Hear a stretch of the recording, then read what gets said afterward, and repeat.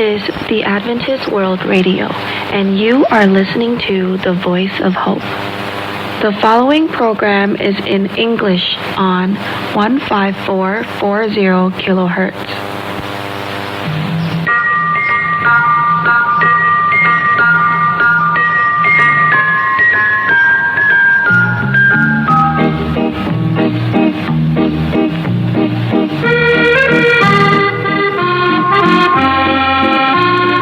Hello and welcome to Wavescan, the international DX program from Adventist World Radio. Researched and written in Indianapolis by Dr. Adrian Peterson and produced in the studios of WRMI Shortwave in Okeechobee, Florida, USA. I'm Jeff White. This is edition NWS 743.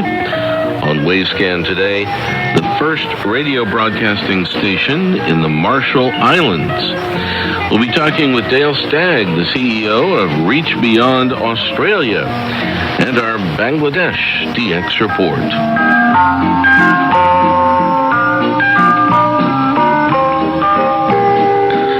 The largest atoll in the Marshall Islands in the Western Pacific is Kwajalein. With its 97 islands and islets, its total land area of just 6 square miles, and its population of more than 13,000. The name Kwajalein is the German rendition for the island name in the local Marshallese language that identified the people who harvest pretty flowers. Here's our story now from Ray Robinson. Thanks, Jeff. The atoll named Kwajalein is located almost in the center of the Marshall Islands. In 1875, a typhoon struck the area, producing an 8-foot storm surge which drowned the entire population. Clean water is processed on Kwajalein Island and shipped to various locations in the atoll. During the Pacific War, the Japanese operated a naval radio station on Enugu Island, also known as Carlson Island, which is located adjacent to Kwajalein Island in Kwajalein Atoll. On May the 10th, 1943, an American submarine photographed the radio station with its 2 self-supporting towers more than 100 feet tall and 250 feet apart. On February the 1st, 1944, American forces attacked Kwajalein Island with what was described as the most concentrated American bombardment in the Pacific War. Even to this day, the wreckage of many airplanes and ships is still seen scattered in numerous locations throughout the entire area. 5 days later, the Americans occupied the entire atoll, and several photographs were taken showing the Japanese radio station. The 2 towers had been demolished, and the strongly built 2-story radio building was badly damaged, those still standing. The Americans renovated the entire radio facility and returned it to the air with Japanese and American radio equipment. During the American post-war atomic tests in the Marshall Islands, the station was noted in Australia on 8080 kHz, but it was noted in the United States under the call sign JCC on 4 different shortwave channels. The call sign JCC seems to indicate a Japanese radio station, though in reality the 3 letters were an abbreviation for an American designation, the Joint Communications Center. In 1946, the American authorities on Kwajalein operated an aircraft homing beacon radio station in the medium wave band on 1245 kHz with the call sign MC. That station continuously broadcast the letters MC in Morse code, and at 5 and 35 minutes after each hour, it carried weather information in voice mode. The well-known Merv Branks in Invercargill, New Zealand, received a QSL letter verifying his reception of the 5,000-mile distant medium wave station, MC. The first radio broadcasting station in the Marshall Islands was installed on Kwajalein, and it began as a small 50-watt unit without an official call sign in a radio repair shop in May 1944. A staff of 11 Forces personnel were recruited from many different island locations. Then on July the 4th, 1944, the station was given an official call sign, WXLG, and was inaugurated as the first AFRS station, Armed Forces radio station, in the Western Pacific. It had 1 kilowatt on 1440 kHz. It was housed in an acoustically treated Quonset hut immediately behind the outdoor Richardson Theatre on Kwajalein. Because of the saltwater pathway in every direction, the station was often heard over wide distances, including in Australia and New Zealand. You are listening to the voice of information and education in the Marshall Islands, WXLG, Kwajalein.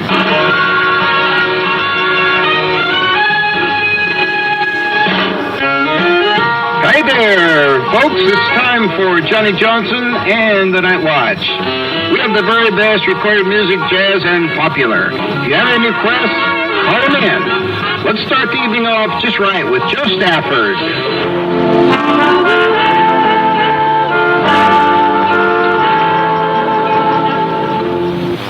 The original transmitter was a 1 kilowatt Hallicrafters unit, model BC610, built in Chicago, Illinois. The Hallicrafters company name was a combination of 2 words, the owner's name, Halligan, together with handcrafters, indicating a quality manufacture.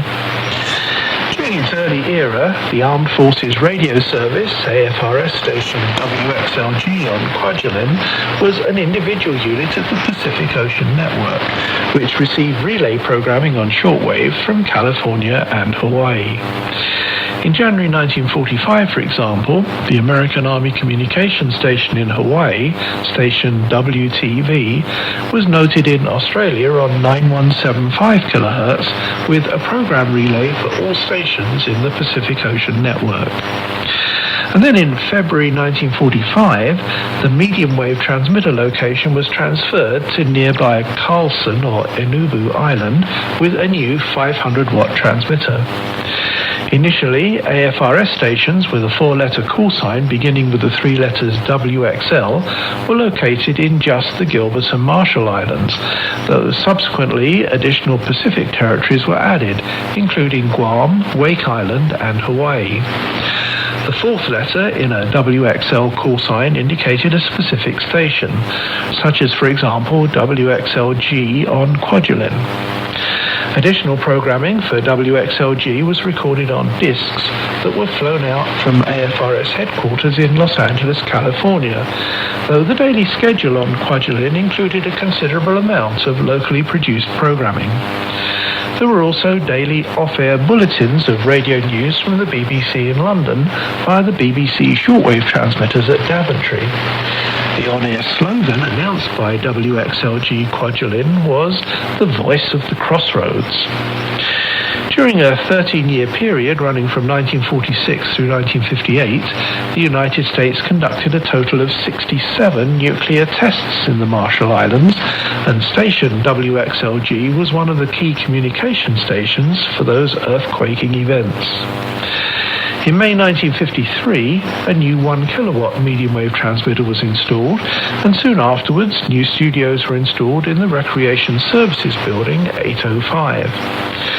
In 1960, the operating frequency was changed from 1440 kHz to 1220 kHz, and in 1978 to 1224 kHz, in accord with the new international radio regulations.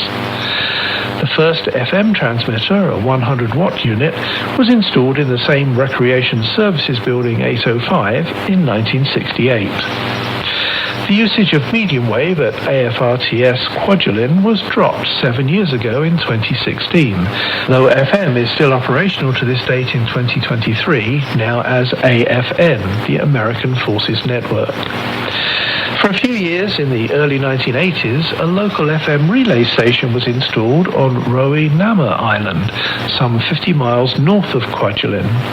Originally, Roe Nama was 2 separate islands joined by a shallow and narrow sandy isthmus, right up on the northern edge of the Kwajalein Atoll. American personnel earth-filled the causeway, thus effectively joining the 2 islands into one. A subsidiary American radar installation was established on the conjoined Roe-Nama Island, supported by more than 100 personnel. The FM translator on the double island carried a slave relay with the same program feed as WXLG, AM and FM on Kwajalein. Back to you, Jeff. Thank you, Ray Robinson, at KHz in Los Angeles. This is Reach Beyond Australia. Greeting our listeners in Japan on 15... 皆さん、こんにちは。お元気でしょうか。一生懸命日本語で話してくださることはね、これやってみてって言ってくれます。気持ちがむしろ通じたわけだわね。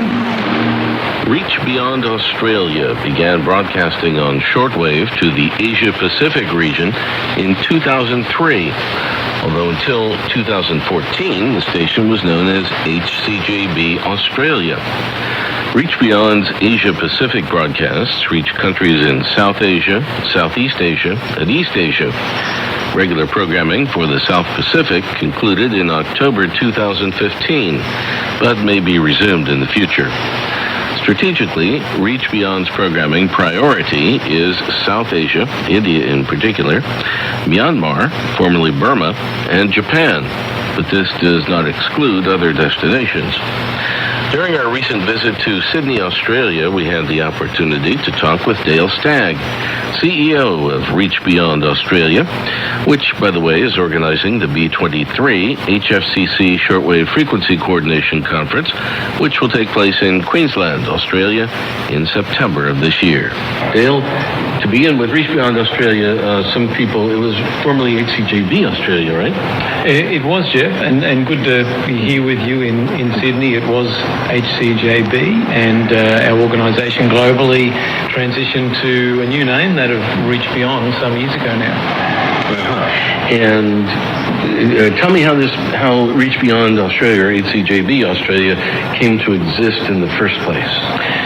Well, originally HCJB in Australia was a representative body of the, I suppose, the Home Office in the US, or HCJB was established in Ecuador, as you know, and had a big facility down there, but was planted through the vision of people coming out of the US in 1931. And so countries like Australia and New Zealand gradually appeared on the radar as having officers or people that were representing HCJB in Australia. But in the early days we had no particular infrastructure of our own. And when you first started up, it was shortwave, right? Yeah, shortwave. So we, I suppose, as it's turned out, we've taken the baton of the shortwave part of the organisation. But was HCJB Ecuador shortwave still on the air at the time? They were, yes. But we sort of had an inkling that time was limited for the Ecuador operation. But my predecessor had a vision to establish a facility in Australia, because we had some great, or do have a great location in the northern part of Australia for reaching the Asia-Pacific region and beyond. So he pursued that vision, but at that particular time we really didn't have much of an idea that Ecuador would, some years later, not be there as far as a broadcast facility. Yeah. Now, at the time, Radio Australia had 2 or 3 transmitter sites in here, right? Yes, Radio Australia had a strong shortwave broadcasting operation up until fairly recently. But Kununurra was, your site was built from scratch?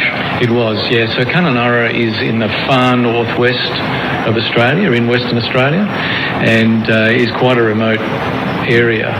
It's outback, and we were gifted a parcel of land back in around 2000 of a couple of 100 acres, and we established a smaller version of what we have now on that site. We were one of the first non-government organisations to be granted licences to establish shortwave broadcasting in Australia.